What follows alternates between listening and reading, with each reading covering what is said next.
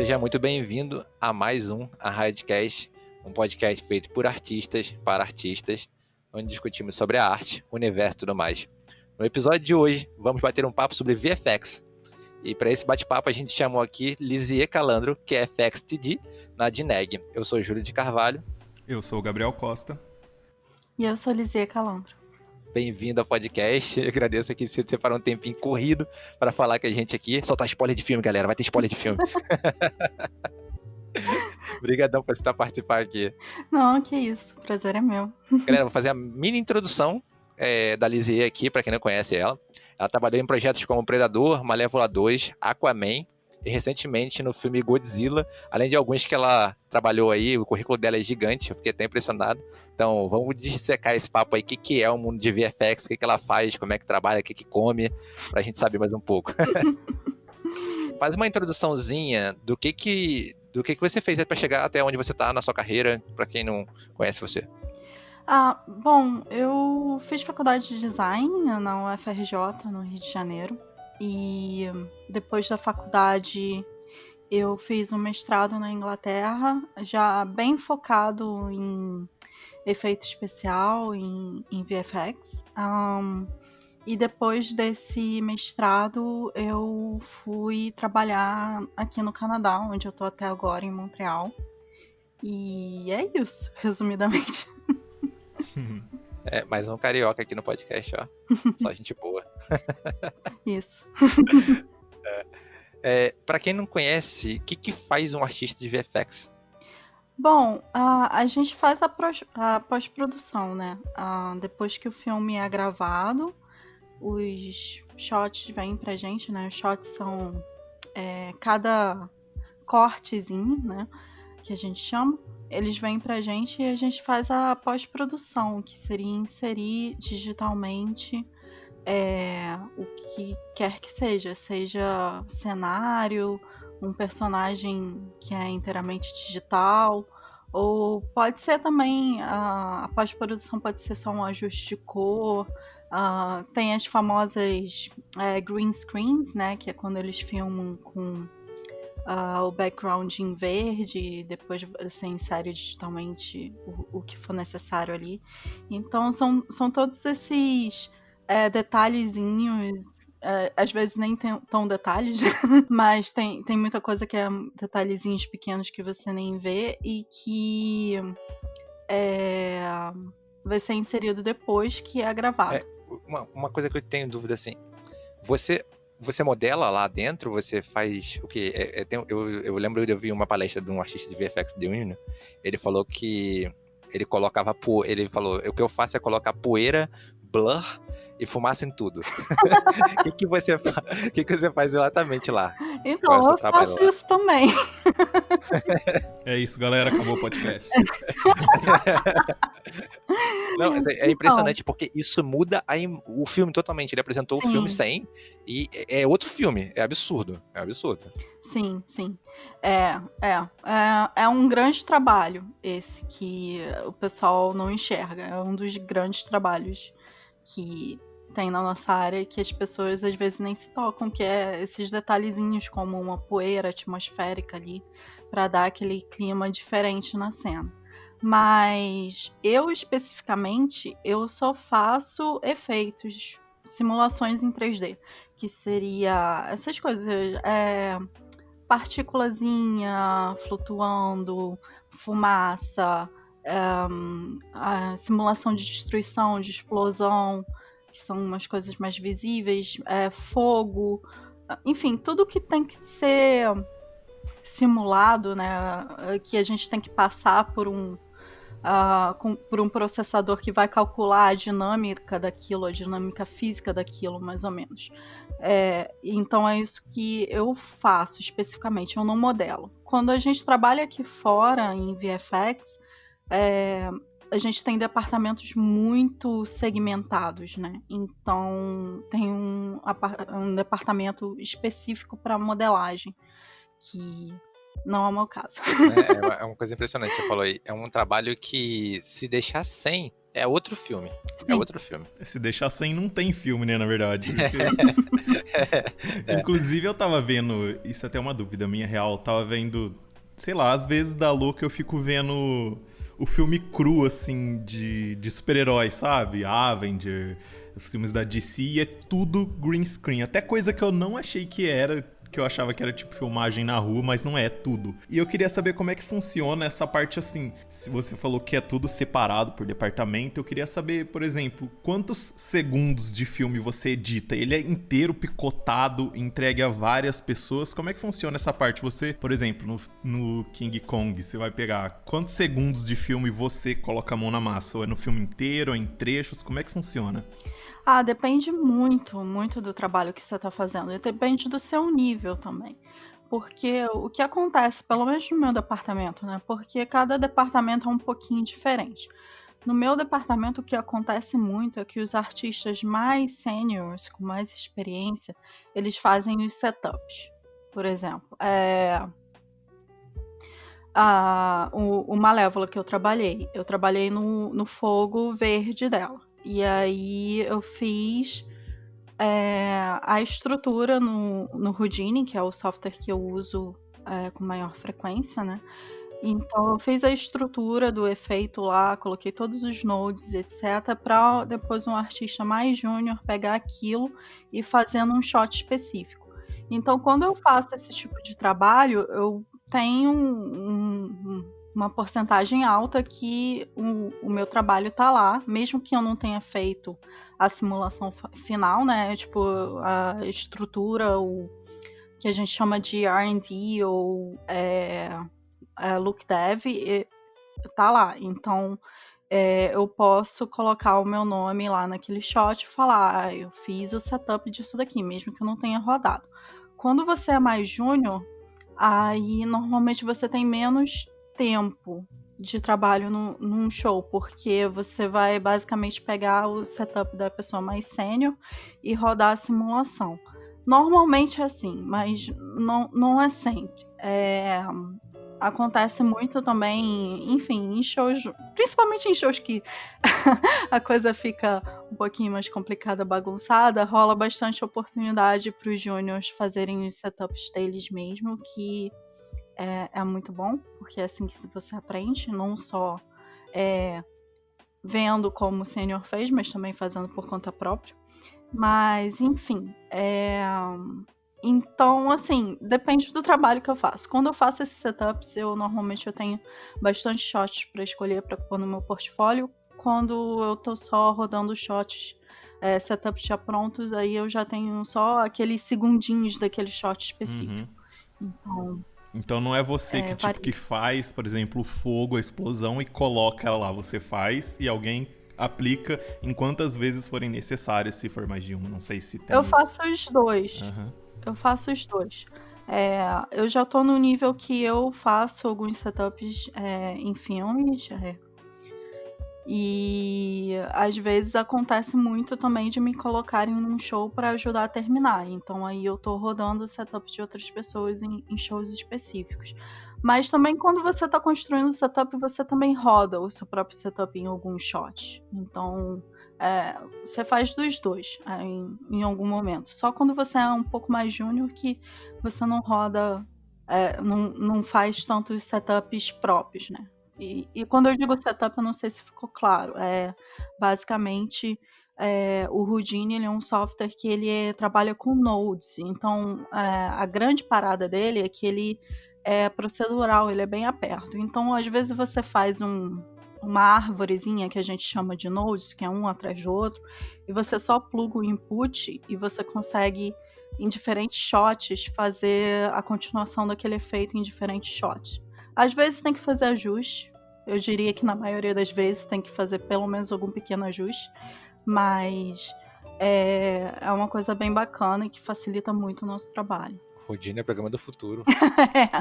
Então, eu escuto todo mundo falando desse programa, eu tô até com medo. Eu falo, mano, tá todo mundo falando e eu nem sei direito como é que é. Acho que eu vou me arrepender. Acho que eu devia dar uma olhada. É bom que a gente puxou esse assunto. Pra quem se interessou por VFX, quais os softwares, quais cursos, o que de pessoa precisa estudar para entrar na indústria de VFX ou até aprender, saber o que é? Bom, eu acho que aqui fora o mais usado é o Maya, atualmente.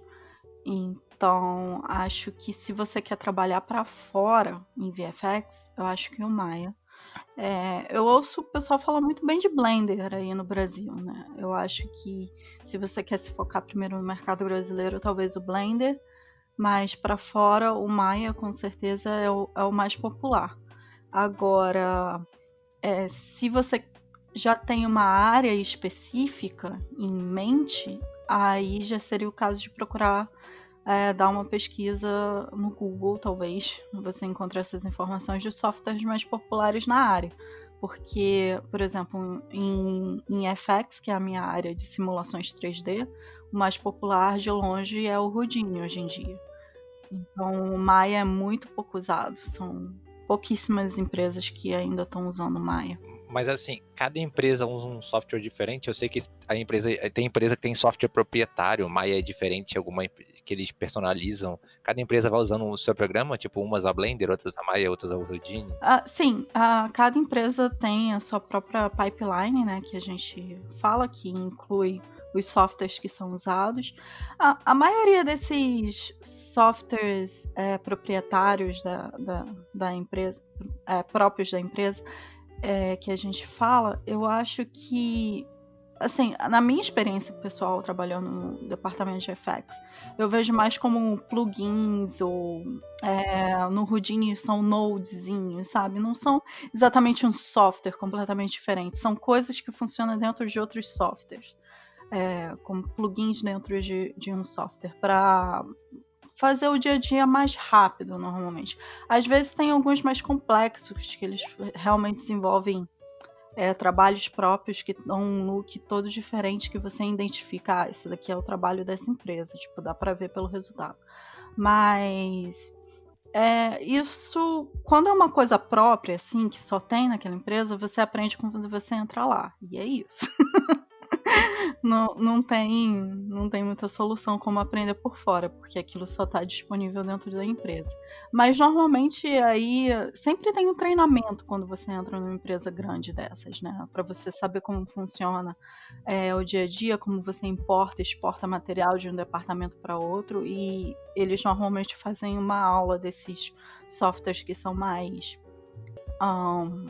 específicos da empresa. Eles te dão um tempinho, né, pra estudar, né? Pra dar Sim. aprendida, né? Uhum. Eu tenho duas dúvidas, na verdade. Num podcast do Vini Tokue, o Júlio e o Vini estavam conversando sobre objetos que são muito modelados. Como é que é, Júlio, o nome? Tipo, um objeto que ele é muito modelado aí... Hero. Isso. Hero Asset. Existe alguma coisa assim no VFX? Porque, por exemplo, você tá vendo uma pessoa que é lá no fundo toda borrada, sei lá, às vezes a pessoa não precisa nem de rosto. Existe isso ou é tudo uma coisa assim linear? É tudo perfeito, vamos falar assim? Com certeza existe, sim. Principalmente você vê isso, um exemplo que eu diria que é clássico, que dá pra você ver, que foi o filme que substituíram a boca do Super-Homem, né? Nossa, verdade. Que ficou questionável o trabalho. Não porque quem trabalhou ou a empresa fosse ruim, sabe? O problema foi o tempo, basicamente. E a questão é que eles provavelmente tinham um modelo em alta resolução do personagem, só que o rig provavelmente não foi construído para ter esse tipo de detalhe na boca, entendeu? Então, o rigging que a gente fala é tipo a construção óssea e muscular que você faz em 3D. É tipo imitando a constituição óssea e muscular que você faz para poder depois animar o personagem. Então, provavelmente foi por causa disso que o efeito não ficou tão bom, sabe? Eles provavelmente tiveram que fazer um rigging de última hora e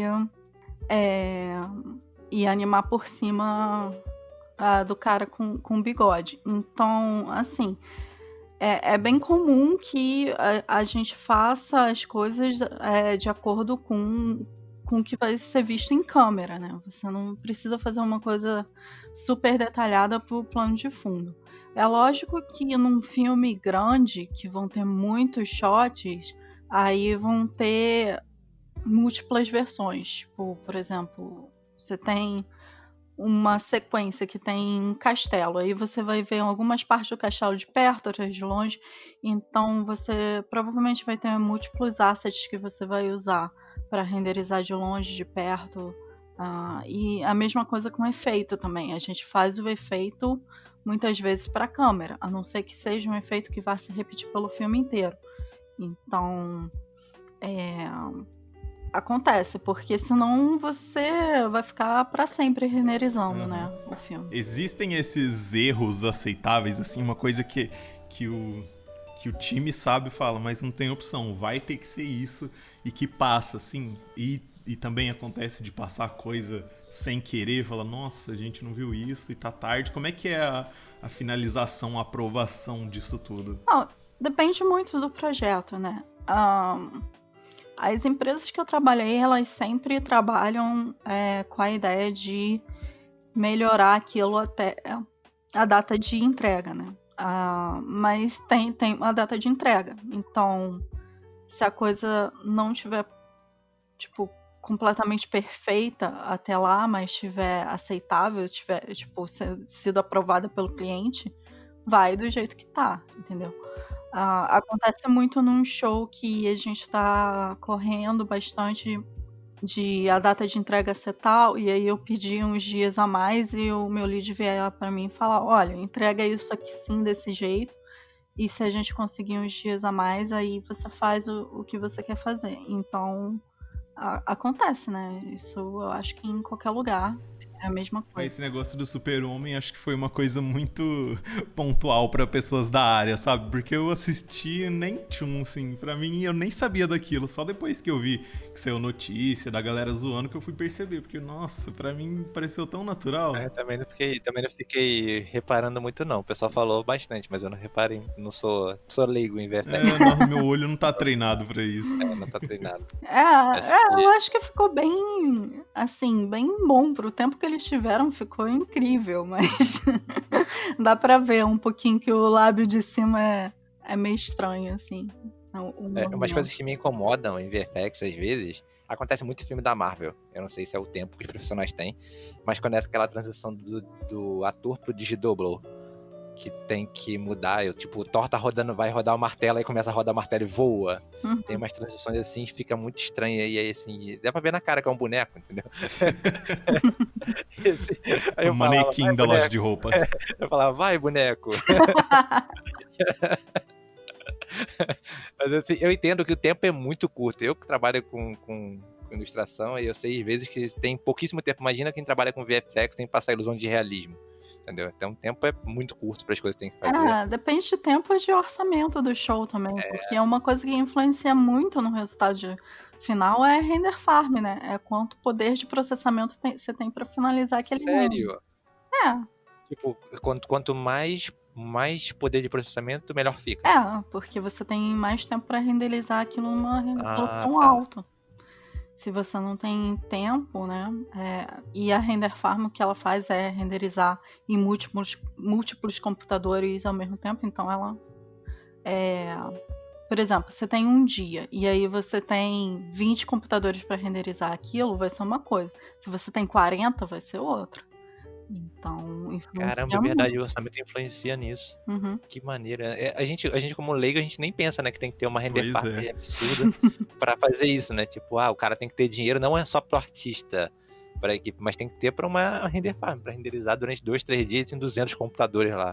Na minha cabeça, ela termina ali de fazer as coisas, exportar MP4, e aí, galera, o filme tá pronto. Só vai JPEG. Quem me dera. PNG, né? Só um monte de PNGzinho, manda. O que eu sei de edição pra mim é Sony Vegas, então... Já pode começar estagiário, já.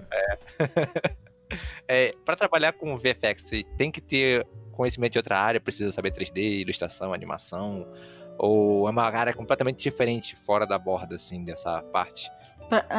Desculpa, para trabalhar com FX ou com VFX? É. Ah, bom, Calma aí. FX e VFX é diferente? são. Calma aí, explica a diferença, então pra mim é tudo igual. FX é o departamento que eu trabalho, que é esse de Ah. simulação 3D, né? Aham. E VFX é tudo. É modelagem, rigging, animação, FX, composição, luz. Então é FX, essa pergunta. Não, mas então, FX não é Não. VFX. Não. Faz Não é parte do VFX. Faz parte. Mas faz parte. Uhum. Caramba, Então- mas tem alguma outra subdivisão ou são só essas duas? Porque eu não sabia, fiquei sabendo agora, gente. Tô aprendendo agora no podcast. Então, VFX é Visual Effects. Então, o Visual Effects, ele vai englobar até animatronic, por exemplo. Caramba! Aí você tem Digital Effects, que aí sim é tudo que é digital. Mas quando você fala de Visual Effects, você engloba tudo. E aí Até você o Practical Effects, no caso. E aí, por exemplo, o Visual Effects engloba tudo. E aí você tem Special Effects, efeito especial, que principalmente aqui fora, eu acho que no Brasil não é usado tanto assim, mas aqui fora se refere mais a esses efeitos de animatronic, explosão e tal no set de gravação, e Digital Effects, que é a pós-produção que a gente faz, que é a parte de que vai ser inserida digitalmente. Então, Visual Effects tem Special Effects e Digital Effects. E aí, dentro de Digital Effects, que é onde eu tô, tem o setor de... Aí vai ter layout, rigging, animação, composição, lighting, etc. E o meu departamento, que é o FX, que é explosão, água, poeira, fumaça. Aí eu vou voltar na pergunta depois, mas eu quero saber uma outra coisa. Vocês pulam de um departamento pro outro? É comum isso? Pode acontecer. Assim, alguém que faz uma Lightning vai pro seu departamento, vice-versa, uma coisa assim? Não é comum da pessoa ficar pulando o tempo todo, mas ela pode querer mudar de carreira. Mas é uma coisa tão especializada que a pessoa, tipo, sei lá, às vezes ela acontece, né? Você entra numa carreira e você não curte tanto, e aí você descobre que você curte mais uma outra parada, e aí ela meio que recomeça, né? Tipo, normalmente ela pula de departamento e ela recomeça como júnior, porque é Caramba. muito especializado. Então, assim, aí voltando na pergunta, para trabalhar com FX, precisa conhecer alguma outra área da arte digital, 3D, ilustração, animação? 3D, com certeza, né? Porque a gente trabalha em softwares de 3D. É bom saber um mínimo de composição, porque muitas vezes a gente trabalha com shots que você precisa fazer o que a gente chama de uma pré-comp ou slap comp, que é tipo um rascunhozinho da composição que vai ser a composição final. É bom ter um conhecimento bom de shader também para renderizar. Shader, iluminação, materiais em 3D. Nossa, mas vai ser muita coisa, então. É bom ter um conhecimento, ter vários conhecimentos. É bom você conhecer Blender, Maya, Photoshop, Illustrator. Programação também, Python. Nossa. Programação também? Programação também? Sim. Caramba, cara. É tipo, é uma outra área, mas é quase uma outra faculdade. São áreas super especializadas, por isso que você não pula tão fácil assim de um departamento para outro. O que acontece muito, principalmente em efeitos, eu acho que isso não é tão comum em outros departamentos, mas porque efeitos a gente lida com umas geometrias muito loucas, né? Às vezes você não tem aquela geometria bonitinha com pontos, número de pontos e polígonos estável. Às vezes está trocando o número o tempo todo, e aí tem muito problema de UV na hora de fazer o shader e o material, etc. Então acontece da gente às vezes renderizar e mandar direto para composição. Composição que você fala é um artista que vai pegar e vai juntar tudo, né? É aquele artista que pega o material de todos os departamentos, pega a gravação original e vai montar tudo pra parecer que foi filmado tudo junto. Uma coisa, você falou que fez design na UFRJ. Alguma coisa da faculdade você usa hoje em dia? Alguma coisa da faculdade? Que você tem aprendido lá de design? Com certeza, né? Principalmente a parte mais teórica.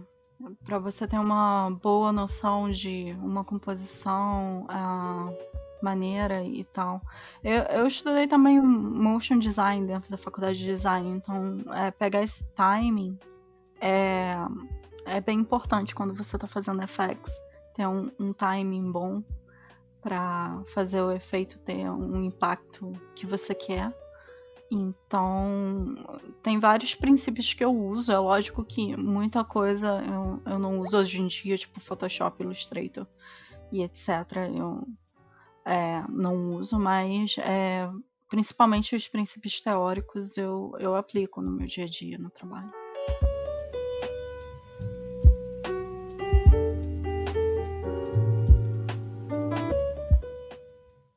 Você falou que você fez faculdade de design primeiro.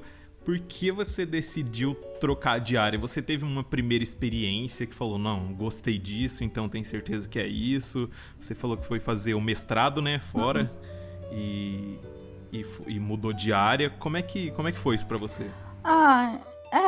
Foi um caminho meio tortuoso, assim, né? Não foi uma linha reta. Eu entrei na faculdade de design basicamente porque eu queria fazer artes e os meus pais não quiseram deixar eu fazer arte. Como sempre, né? Aí eu entrei em design porque tem um lado minimamente comercial que eu consegui vender para os meus pais, que eu ia conseguir fazer algum dinheiro na vida. Porque artista é complicado, né? Enfim. E eu consegui vender o meu peixe, entrei para a faculdade de design.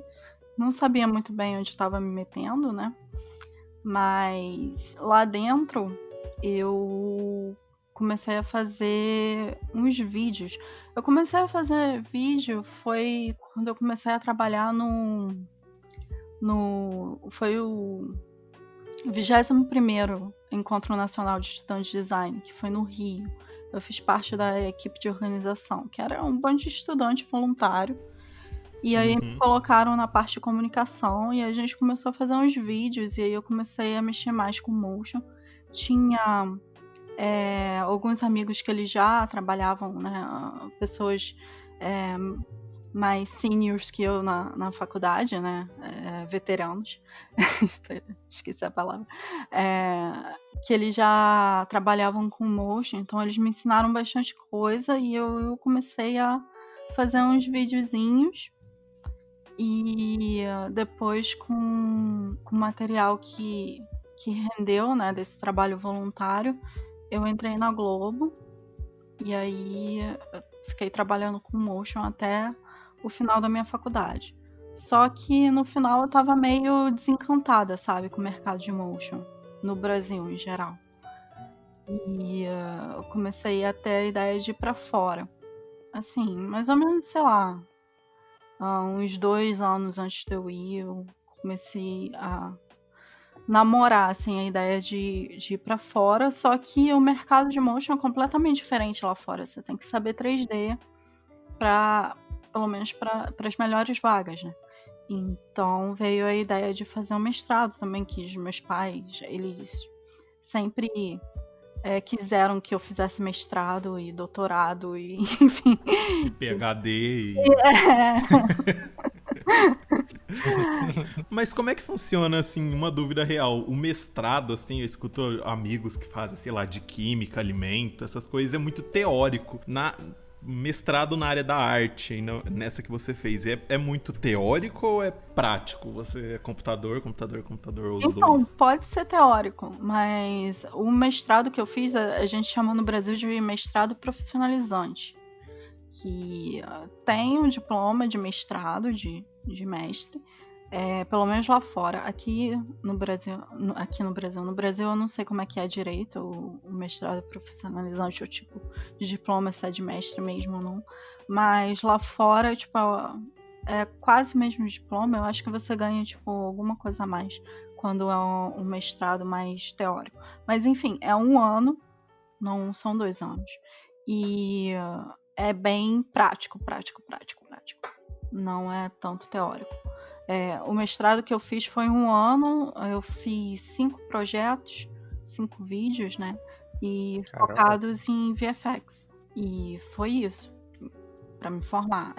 Lógico que teve uma parte escrita, né? Teve bastante coisa teórica, aulas teóricas sobre VFX, que foi bem maneiro, mas muito mais prático do que teórico. Mas você fez tudo sozinho? 5 vídeos? Foi um em grupo e Caramba. o resto sozinho. Sinistro. Foi, Pesado. cara, foi pesadíssimo. Eu entrava na faculdade 9 horas e saía meia-noite, 1 da manhã. Nossa. Nossa. É mais fácil dormir lá já. Ficar aqui mesmo. Mas valeu a pena, porque depois de um Nossa, ano eu com certeza. consegui trabalho aqui no Canadá, sabe? Já como júnior. Mas se você Então- pensar que é tipo trabalhar como freelancer, é a mesma coisa. Entra de manhã. É a mesma coisa. Você entra de manhã e não sai mais. Não sabe ficar mais. Nesse seu primeiro emprego, logo depois que você saiu do mestrado, o mestrado em si ajudou ou foi seu portfólio totalmente? O mestrado foi meu portfólio. O que eu fiz de mestrado foi meu portfólio. Porque eu mudei completamente de carreira, né? Eu trabalhava com motion design e fui pra FX, que é completamente diferente. Então... assim, não vou dizer completamente diferente. Tem algumas coisas parecidas, mas é outra carreira. Então eu tive que recomeçar, né? Eu já tinha 3, 4 anos aí de motion no Brasil e tive que recomeçar como júnior lá. Mas foi o que me possibilitou conseguir a vaga que eu consegui, porque senão eu acho que eu não seria aceita em lugar nenhum sem portfólio. Né? Você tem que ter pelo menos um portfólio de estudante para você conseguir uma vaga de júnior, né? Quando é internship, né? Como é que chama no Brasil? Estágio. Quando é estágio, você não necessariamente precisa mostrar tanta coisa, ou tipo uma coisinha simples já com um currículo bacana já te dá uma oportunidade boa, mas quando é para júnior, você já precisa mostrar alguma coisa, né? Então, com certeza não conseguiria. É uma coisa assim que aqui geralmente nem pedem portfólio quando é estágio, né? É bem pouco. Pede, dependendo do lugar, acho que pede sim. Eu já tive que mostrar portfólio em estágio.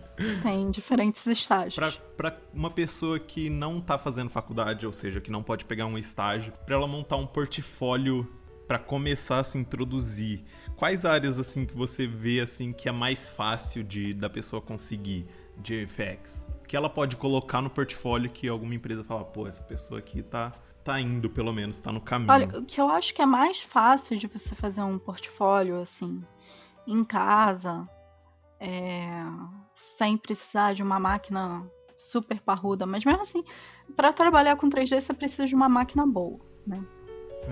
Mas eu acho que é a animação.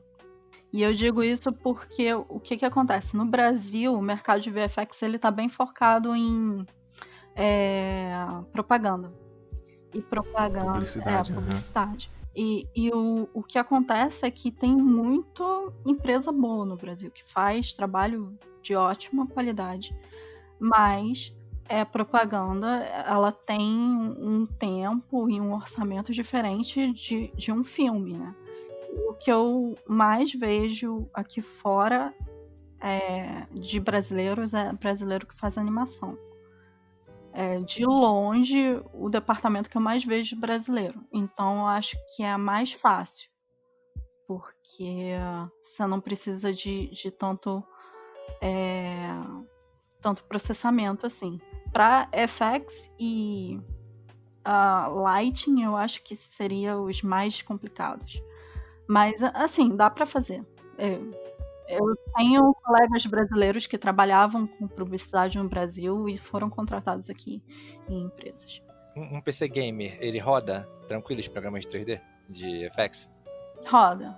Então, um PC game. tem muita gente que monta PC gamer pra jogar God of War aí, jogar Assassin's Creed, então pra trabalho. Eu, no meu caso, inclusive, tipo, o meu computador pessoal em casa é um laptop gamer. E roda tranquilamente? Já não roda tão bem. Eu acho que eu vou trocar esse ano, mas ele tem 6 anos já. Nossa! Quando eu comprei, ele era, tipo, top, assim. Foi top de linha. É um da Asus. Era top de linha. E o que acontece? Porque eu comecei a trabalhar na Globo, eu trabalhava tempo integral na Globo, era, tipo, 48 horas semanais. E eu ainda estava terminando a faculdade. E eu morava em Niterói. Então, eu fazia por dia 44 quilômetros de carro. Ah, caramba! Pelo menos. Agora eu me toquei. Niterói é do outro lado da ponte. Teve uma época que eu fazia de ônibus, mas aí mais pro final da minha faculdade eu já peguei o carro do meu pai, me apossei dele. Ele ficava rodando de um lado pro outro, porque os meus pais não usavam o carro no dia a dia. Então foi a minha sorte, porque eu dormia bem pouco e ficava indo, tipo, casa, faculdade, faculdade, trabalho, trabalho, casa. E era uma loucura. Então qualquer tempinho que eu tinha disponível, eu abria o meu laptop e começava a trabalhar, entendeu? Engarrafamento da ponte, abri o laptop e ficava trabalhando ali. Como é que você acha que ela fez o portfólio dela? É, cara. Em Niterói tem engarrafamento absurdo, Gabriel. Absurdo. Tem. Você acha? É foda. Nunca peguei um engarrafamento na minha vida, nem sei o que é isso. Nossa. Mas aí eu tenho esse laptop até agora aqui também, foi fácil de trazer pra cá. Mas agora eu quero fazer um PC mesmo. Bom, que eu acho que já tá na hora. Esse já tá pedindo arrego. Guerreiro. Mas você estuda aí as mesmas coisas que você faz lá no seu serviço, ou aí na sua casa você procura aprender coisa nova, estudar, ou você aprimora aquilo que você faz? Eu basicamente eu estudo em casa. Hoje em dia eu não faço tanto trabalho pessoal, assim. Você vai ver no meu portfólio os trabalhos pessoais que eu tenho da época de mestrado. E em casa eu fico estudando, eu fico vendo tutorial, fico treinando, fico fazendo setups, mas eu não faço em casa coisas tão elaboradas quanto que eu faço no trabalho, sabe? Então por isso que o meu computador ainda aguenta, porque eu não puxo ele tanto. Mas aí eu tô querendo trocar pra começar a fazer umas coisinhas mais pesadas.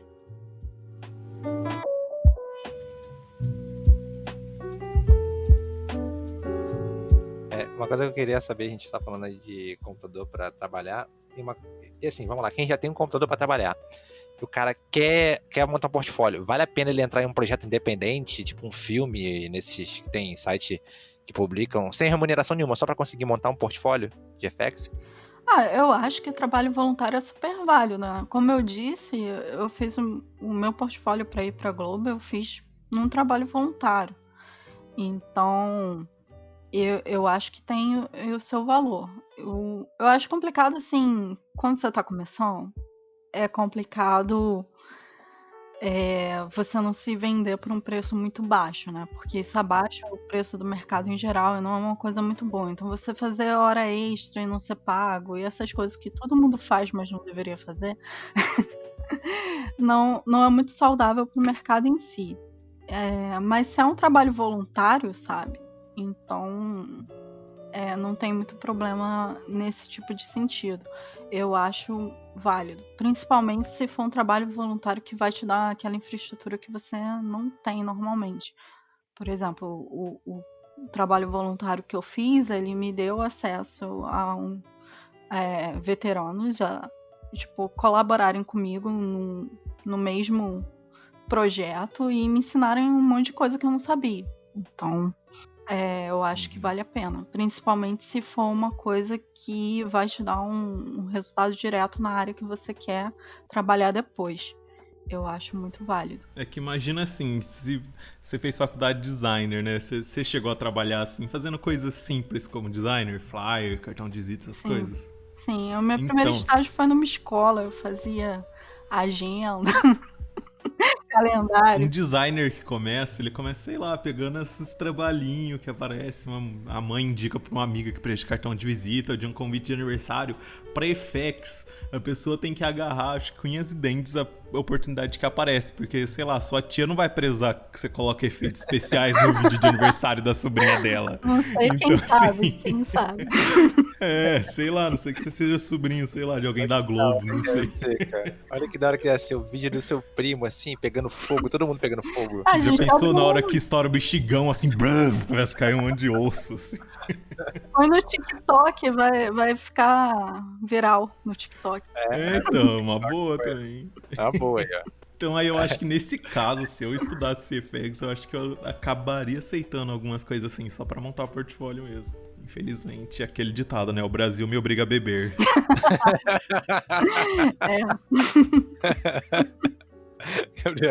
É muito delicado essas coisas, porque assim, eu pessoalmente, eu nunca fiz hora extra de graça. Mas eu sei de um monte de gente na nossa área que faz, sabe? Quer dizer, eu não vou falar que eu nunca fiz, às vezes eu faço uma meia hora a mais, assim, só pra finalizar a parada. Mas eu não faço um número excessivo, sabe? E eu acho que isso é muito ruim, porque quando você faz hora extra de graça, o cliente e a empresa, eles começam a esperar que você tenha o mesmo nível de produtividade se você não fizer. Então é uma bola de neve, sabe? Uhum. Enfim, eu nem sei uma bola de neve. que conselho dar, sabe? Pra esse tipo de situação, mas... Não, mas hora extra é diferente da pessoa que tá montando um portfólio. Hora extra de muito quem tá, diferente. né? Sim. É. Sim, mas que eu tava pensando na linha daquela pessoa que tá começando e aceita um salário muito abaixo do mercado, sabe? Pra fazer um projeto. Sim, também é sim, pra montar portfólio trabalhando, mas quase de graça. Não aquele que entra no projeto que ninguém ganha, que é só pra festival. Que é uma coisa que tem. Eu vejo que tem muito assim. Sempre me mandam um e-mail assim: você quer fazer parte de um trabalho que ninguém vai ganhar só pra participar de um festival, que não sei o que. É um cara que tá querendo montar o portfólio dele, de diretor, geralmente. E chama concept artista, aí chama modelador, chama não sei quem, entendeu? Aí chama várias pessoas que também querem montar portfólio. Como eu já tenho portfólio, eu dispenso carinhosamente e vou fazer o trabalho de cliente. Mas eu acho que pra quem tá começando, eu já falei isso no podcast, se não me engano, da Luísa Macari e do Thiago Lema. Eu comecei num jogo que o cara nunca lançou, mas eu fiz um portfólio assim. Eu peguei, o meu amigo ia fazer um jogo, eu peguei e fui fazendo um monte de arte pra ele, de concept art. E aí ele pegou e não lançou o jogo. Aí eu peguei as artes todas e fiquei aplicando pra um monte de empresa. Então, eu acho que vale a pena se for assim, ninguém vai ganhar, entendeu? Ninguém vai ganhar. Se alguém vai ganhar dinheiro, você tem que ganhar também. Uhum. Sim. É o ideal, eu acho. Mas, assim, também não posso julgar ninguém, porque artista no Brasil é muito maltratado, né? É complicado, ainda mais nessa época de pandemia. Eu não sei como é que estão as coisas aí, mas aqui tá complicado, né? Porque cinema tá fechado em um monte de lugar. Se aí tá complicado... Imagina pra nós. Porque não tem como filmar, né? Teve que adotar novos protocolos pra ser filmado as coisas, né? A coisa ficou tão feia no começo da pandemia que a minha meta de 2020 era só me manter empregada, sabe? Eu tô assim também. É isso. Esse ano também, o que eu espero é continuar com o emprego, porque ainda tá meio complicado. Tá aí, gente. Vacina tá aí, a gente vai conseguir. Eu montei o meu setup pra fazer convite de aniversário do Joãozinho.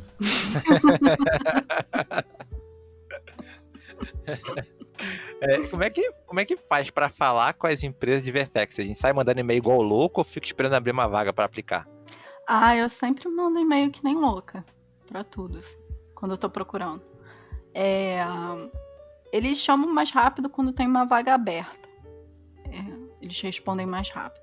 Quando não tem uma vaga aberta, tipo, eu tenho um amigo que ele veio pra cá, que ele tinha se aplicado pra MPC, que foi a minha empresa anterior, e eles chamaram ele depois de 1 ano.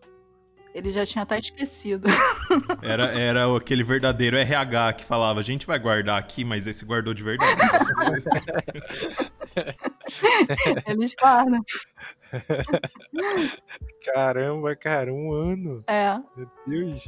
Assim, o que eu diria que é normal deles chamarem... Assim, você pode se aplicar. Normalmente esses sites, você se aplica pelo site da empresa e eles deixam você se aplicar mesmo que não tenha vaga aberta. Tem algumas empresas que você só pode se aplicar se tiver vaga. Tem outras que você pode se aplicar sempre. Eles vão fazendo uma lista lá de portfólio, né? E aí, quando não tem vaga aberta, normalmente é 2 a 3 meses que demora. Nossa, verdade. E aí demora mais ainda porque tem que fazer o visto, tal. Então é um processo. Não é uma coisa assim, vou fazer um portfólio, mandar e semana que vem tô indo pro Canadá ou pra Inglaterra. Não é bem assim. Mas é uma coisa que demora e às vezes é chato que você não tem resposta, né? Porque quando eles não te querem, eles nem se dão o trabalho de responder. Ah, mas aí é todas as empresas, eu acho que a maioria, até normal, você vai ali na padaria dos seus anos, ele não vai te responder, você vai te Tem contratar. um negócio no meu e-mail que é chamado Mail Tracker. Cara, quem tem ansiedade, não instala isso. Meu Deus. Você vê quando a pessoa abre o seu e-mail em tempo real. E eu mando para as empresas, assim, geralmente as empresas abrem uma vez só, dispensa, fala, não, beleza, aí tranquilo. Quando a pessoa não responde e ela abre o seu e-mail 5 vezes no dia e vai abrindo ao longo da semana o seu e-mail, você não sabe o que tá acontecendo do outro lado. Só Nossa, ela dá tá pra mandando saber pra- tudo isso? Dá pra saber quantas vezes ela abriu, com quem abriu, se abriu o link, quanto tempo ficou no seu e-mail, até onde ela leu. E aí, cara, é horrível, porque você fica assim, meu Deus, ela tá passando um e-mail pra alguém. Ai, meu Deus do céu, tá mostrando pro diretor de arte agora, ferrou, ele não gostou. Você fica desesperado. Que ela tá chamando outras pessoas pra dar risada. Ela fala, Aí eu pensei a mesma coisa. E quando você passa o valor, aí o cara não responde, você fala, morreu, caiu pra trás. Mas eu acho que essas empresas, assim, chamam depois de tanto tempo, tem esse controle, porque deve ser muito raro achar alguém, assim, Sim, que atende as necessidades, sim. sabe? Então, sei lá, não é igual uma empresa X que recebe 40 currículos por semana de pessoas aleatórias. Essas devem receber poucas. Eu lembro que na Hyde Conference, na última, tinha um stand... Eu esqueci, era da... Qual era o stand? A The Focus, A The Focus, ela tem várias empresas dentro dela que ela, tipo, ela pega. Ela é meio que tipo. É como se fosse uma empresa de recrutamento, assim. E aí ela manda Terceirização, pra né? MPC, manda pra Micros e. Eu acho que era essa que tava lá. É. Desculpa se não era, mas assim, aí eu fui lá trocar uma ideia com a mulher, eu falei pra ela, vocês já viram alguém que você gostou, que vocês vão contratar alguma coisa assim? Ela falou, na verdade a gente não veio contratar diretamente, mesmo se a gente vê alguém assim muito bom, assim, a gente vai selecionar e vai ficar, e na hora que ir aparecendo as vagas e que encaixar, aí sim a gente chama. Falei, nossa, mano, a mulher saiu do outro lado do mundo pra vir ser RH, a Sônia do RH brasileira, pra deixar guardado o currículo da galera. Mas é porque, tipo, eles realmente vão ligar se precisar, sabe? Eu acho que o Ian Blanco conseguiu um emprego assim, cara. Ele tá lá na Tangent. Ele foi pra Rádio, fez contato com a galera lá depois de quase um ano, mais de um ano, né? Ele entrou numa vaga que apareceu. A galera tava. Foi assim? Tem vários brasileiros lá na Tangent. Entrou o Thiago agora, falou. Eles falam bem de lá. Acho que é um bom lugar pra trabalhar. Ai, Gabriel. Espera no próximo Rádio Conference pra você ver se em 2030 eu não tô na gringa. A gente sabe Blender. A gente sabe Blender. O pessoal da Tangent estiver ouvindo aí, a gente sabe Blender. Eles gostam de quem sabe Blender. Até lá eu vou estar afiado. A coisa que a gente queria saber é que é uma dúvida que toda rádio que a gente se fala com alguém de trabalhar com filme tem como trabalhar como freelancer fazendo o que você faz aí daqui do Brasil ou tem que estar dentro de um estúdio? Então, o que eu vejo como muito empecilho para as empresas poderem contratar uma pessoa à distância é principalmente as taxas, né? Táxi, imposto, não é taxa, é imposto. Porque o que acontece? As empresas que estão aqui, elas ganham dinheiro do governo canadense para estarem aqui. E elas querem que os empregados estejam no Canadá pagando imposto para o governo do Canadá. Então, esse é um grande empecilho do trabalho à distância, assim, você poder trabalhar à distância. Mas dependendo da área, acontece, assim. Eu vejo isso muito em concept. Normalmente, as empresas, elas não têm um departamento de concept, eu tenho um departamento pequeno de concept e normalmente rola muito trabalho de freelancer, assim. Mas é uma coisa mais pontual, normalmente não vai ser um trabalho fixo, assim, vai ser alguns meses, assim. Porque às vezes tem alguns trabalhos de freelancer que você faz um contrato de 1, 2 anos, eu acredito que vai ser uma coisa mais curta. Só que acontece dependendo da área. Na minha área especificamente, eu não tenho conhecimento de trabalho em freelancer para filme e FX, entendeu? Mas agora tá rolando na pandemia, né? O que eu vejo que eu não via antes. Praticamente todas as empresas de VFX estão trabalhando em casa. E acontece muito de, por exemplo, a pessoa perdeu o emprego ou ela quis mudar de empresa e aí ela foi para uma outra empresa, uma outra província, normalmente você tinha que mudar para aquela província para ir trabalhar lá. E agora, com o trabalho está à distância, as pessoas começam já a trabalhar assim que faz o visto ficar pronto, já começa a trabalhar mesmo que ela esteja em uma outra província do Canadá e depois se muda para aquela província. Eventualmente a pessoa tem que se mudar por causa desse problema de imposto, né? Mas já acontece de demorar um pouco mais de tempo. Já vi o pessoal trabalhando à distância de outros países, mas não sei muito bem. Assim, é uma coisa que tá super nova. Agora com a pandemia tá acontecendo. Mas o que eu vejo como maior empecilho para isso acontecer em larga escala, tipo, ter várias vagas que você possa vir e trabalhar à distância, é principalmente por conta do dinheiro do governo que essas empresas de VFX ganham. Parte mais burocrática do que a parte técnica e tecnológica, né? Sim. Mas talvez também influencie, igual você falou, no concept que tem mais, assim, que é mais comum de ver. Sei lá, acho que uma empresa não iria, igual você falou, quem tá no FX Júnior, que pega e coloca no filme, eu acho que uma empresa de fora não ia mandar um pedacinho pra cá, pra mim que tô aqui em Bauru, trabalhar nesse pedaço, mandar de volta. Acho que às vezes a logística de certas partes certas áreas não compensa. Então acho que seria até mais fácil. Mas o que eu vejo é que a maioria das empresas de VFX que estão com esse esquema de trabalho em distância, a maioria, pelo que eu sei, assim, que eu converso com outros colegas, eles estão trabalhando com VPN, ou seja, você loga no VPN da rede da empresa e aí você trabalha numa máquina da empresa, você não tem que ficar com esse vai e volta. Acesso remoto. Então, seria viável fazer isso do Brasil se você tendo acesso a uma internet minimamente decente, né? Ou seja, não é viável, gente. Pode ser um problema. Ou seja, galera, tira o cavalinho da chuva. Esses seus 2 mega aí não vai dar certo, não, galera. A galera já tava toda esperança. Nossa, é possível. Ela falou, se você tiver internet, acabou, zerou. Ainda bem que foi no fim do podcast. A galera saiu agora. Né? Quem ficou agora tem um bônus, galera. Vou perguntar agora pra Liz quem ganha, se é o King Kong ou se é o Godzilla. Eu não posso falar. Ela não pode falar, mas eu sei que é o King Kong. Tá daí, cara. Tá daí, cara. Só vai no poder quem não se garante no soco. Não tem nem poder, pô. Falta radiação. Ai, gente, eu tô rindo muito desses memes. Nossa. É legal, assim, poder fazer um trabalho e ver o pessoal, tipo, se divertindo, sabe? É muito bom. A galera tá desesperada pra um filme, cara. Pô, a galera tá desesperada.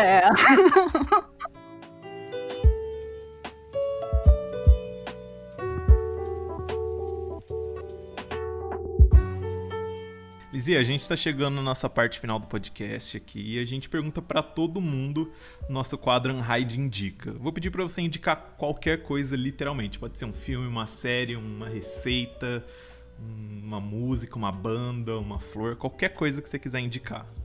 Uma indicação? Não precisa ter a ver com arte, pode ser uma indicação qualquer coisa. Ai, meu Deus.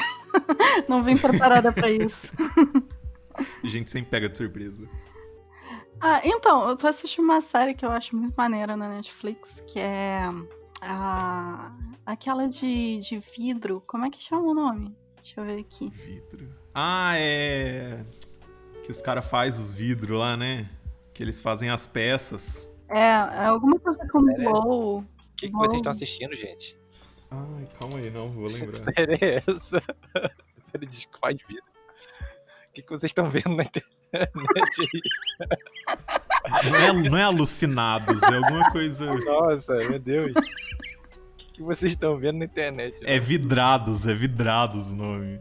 Vidrados, será? Em português é vidrados. E a pessoa fica fazendo vidro nessa série? É blown away em inglês. Blow away. O cara pega e fica fazendo vidro. É legal mesmo. É bem maneiro. Eu fico... É muito tenso assistir essa série, porque qualquer coisinha O Quebra. vidro cai no chão, quebra, e você vê o desespero na cara da pessoa. É muito tenso. Mas é maneiro. Eu curto. tipo um Agora reality. tá a segunda temporada. É um eu tô reality. assistindo agora a segunda temporada. Não é um reality, né? É tipo um competição. É tipo aquele lá de faca, sabe? Isso que Aquele eu ia lá... falar agora, o de faca. Tá vendo os caras fazendo faca? É a mesma coisa, só muda que o cara não vai tentar matar alguém com a faca lá. Eu gosto Tem. daquele que tem os caras fazendo bolo. Sabe qual é? Que o cara Tem vários. fica fazendo Sei. bolo de casamento. Tem É muito 30 bom, desse. Tem um desses caras ficam fazendo bolo. É muito bom, cara. Muito bom. Diversão de pandemia. A gente fica vendo gente fazer vidro, faca e bolo. Mas, cara, é porque é um processo tão diferente, tão legal, assim, que é curioso. Eu vou procurar. Lizzie, a gente vai agora pra nossa última pergunta. Qual o sentido da vida, do universo e tudo mais? 42, não? Olha, pode, tá vendo? não Ó, pode. acertou. Mas essa é a resposta, a única resposta que não pode. A gente vai fazer essa pergunta Não pra pessoa pode. filosofar, ou desabafar, ou... Ai, mas esse sentido da vida, do universo e tudo mais. Pra você. Se você fosse o computador, o que você ia responder? Ah, não sei, cara. Eu acho que é aproveitar o máximo possível, né? Eu curto muito o approach que teve naquele filme recente do Soul, sabe? Curtir as pequenas assisti. vidas, o processo, né? Não é só, tipo, trabalhar para aquele resultado final, mas você, tipo, curtir o processo e as pequenas coisinhas, as pequenas conquistas. Não é a linha de chegada, é o trajeto. Isso. Lizzie, a gente agradece aqui sua presença. A gente ficou fascinado de conhecer mais coisas sobre a indústria de VFX, sobre FX, que eu não sabia, aprendi aqui. E achei bem legal. Obrigado aí por você parar um tempo pra falar com a gente. Espero que você tenha gostado, como a gente gostou. Obrigadão, Lizzie. Ah, de nada, foi um prazer. Eu curti bastante também. Obrigada pelo convite. E é isso. Valeu, galera. Esse foi mais uma Raidcast. Tchau, tchau. Tchau.